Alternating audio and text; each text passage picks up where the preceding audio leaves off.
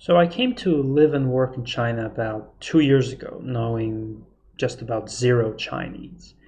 And so in that time, I tried um, different ways to learn the language, had to use different tools to get through life here, and I wanted to share some of the tools and some of the methods that I came across.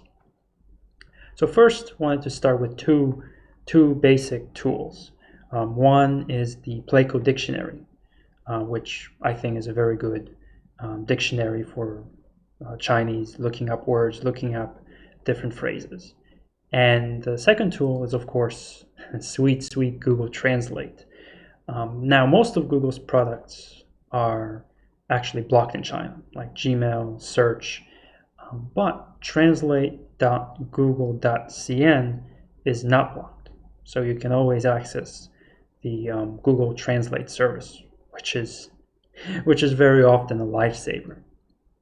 Now, the way I approached learning Chinese is maybe a little different than most people. See, I'm not very good with sounds, distinguishing them, making them, and since Chinese is a tonal language, and a lot of the tones sound similar, a lot of the character sounds are very similar. For me, that was just very difficult. So instead, being a visual learner, I focused on learning to read, learning the actual characters. Now, for that, I found this book called Remembering the Simplified Hanzi. And this book basically goes through and deconstructs about 1,500 different characters.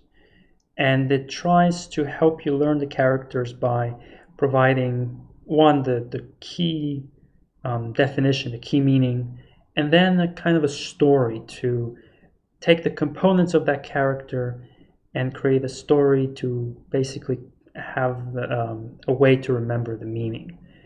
It also shows you how to write the character. And it goes through lots and lots of these characters, and as you kind of go through this book, you start to appreciate the kind of the way these characters are built. So they're no longer these very scary, very complicated things. Even if you see a character you don't know, you can recognize different elements of it, and you start to become less afraid or more willing to try to interpret the characters and try to read in Chinese. Although, of course, many characters do have multiple meanings, so that just learning one of the primary ones may not be enough in all cases, but it is actually a good way to get started. There's also a YouTube channel that I came across that does something similar. It takes each character and tries to create a story, an explanation of why that character has that shape. Now, one thing with this book and possibly this channel is just because you have some story for the shape of the character and the meaning of the character does not mean that's the actual historical reason why a certain character looks a certain way. So there may be a very different historical reason why this character looks this way. It has nothing to do with the actual meaning or the modern meaning of the character. So after studying these characters for probably close to a year, I decided to do more listening practice. And for that, I tried Rosetta Stone. I got the Mandarin Chinese Rosetta Stone course, all 5 levels. And if about 30 minutes a day, it took about 10 months to do, although I did slack for about 2 or 3 months. So, if you are consistent with it, in about 10 months, you can go through the whole thing. And I think it was very good for listening and, trying to connect the sound and do some reading practice and basically connect it with some real images, I did find it, I think, very helpful to get some basic vocabulary. The one downside of it was that it didn't recycle a lot of the vocabulary from lesson to lesson. So once you finished, let's say, a lesson about travel, and you had to go on to the next unit and the next unit, you would very quickly forget that vocabulary. So it would be nice if there was more kind of repetition and mixing, of the actual vocabulary. But the one important note here, though, is regardless of the approach, regardless of the method, you have to practice every single day. And you have to be consistent.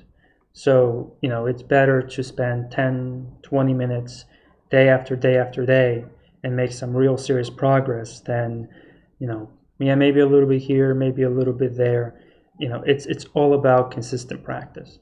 Also, do avoid this feeling where, oh, I feel like I'm learning just because I bought a bunch of books. Again, I feel that, as long as you pick one method, it may be a little less efficient, but as long as you consistently do it, you're going to get a lot more mileage than somebody who, I buy this app, then I got this app, then I tried this app, then I tried this app, but I never made any real progress in any of those apps. And finally, and the step I'm on right now, is the DuShu app.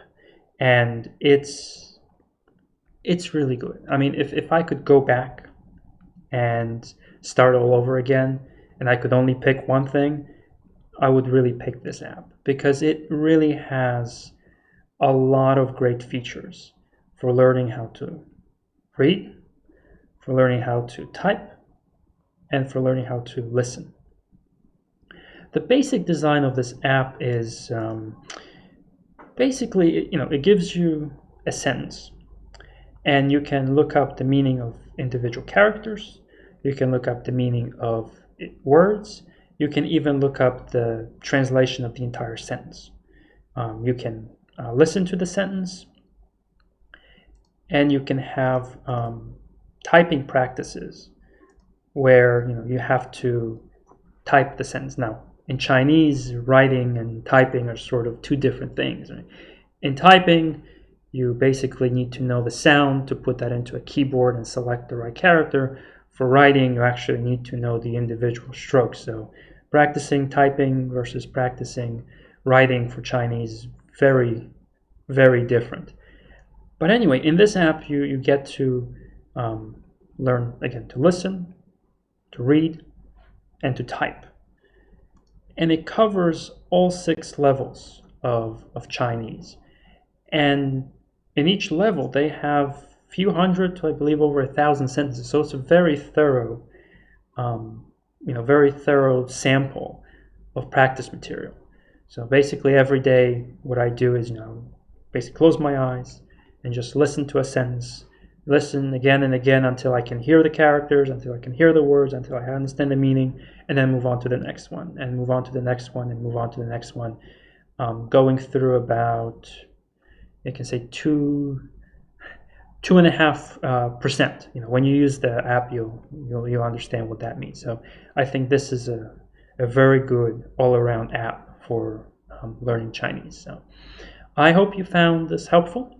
I hope that it narrows down your search for finding a good tool, a good way to learn Chinese. And hopefully, after the whole virus situation is over, you can come and visit or come and live in China.